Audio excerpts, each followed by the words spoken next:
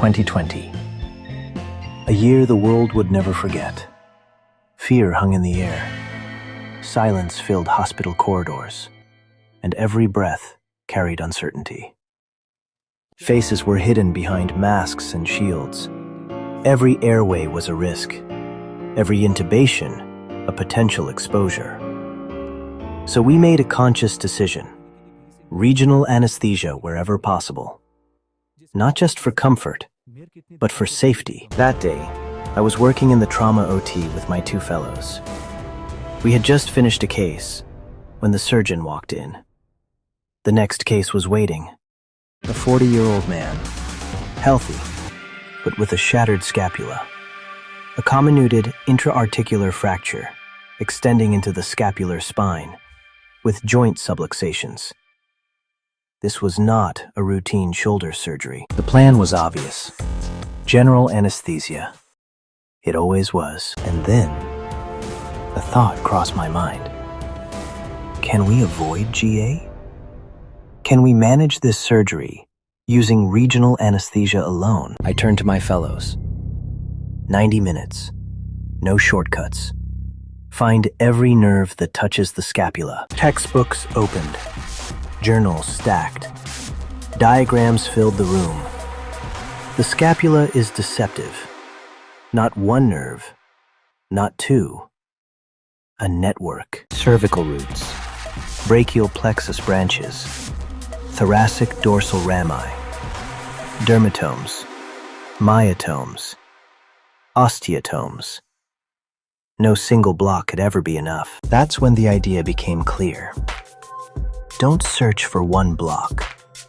Identify, select, combine 5 targeted blocks. Approached through 3 different anatomical windows, designed not for comfort alone, but for surgical completeness. The patient was already anxious. He had suffered badly after general anesthesia before.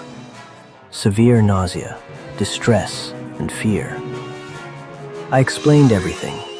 The risks, the novelty, and the possibility of conversion. He trusted us. Step by step, we performed the blocks.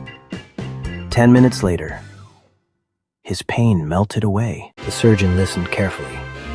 Skeptical, but willing. He said only one thing. Be ready to convert. The patient was positioned laterally. Before draping, I tested every dermatome. Everything was quiet. Too quiet. A gentle dexmedetomidine infusion.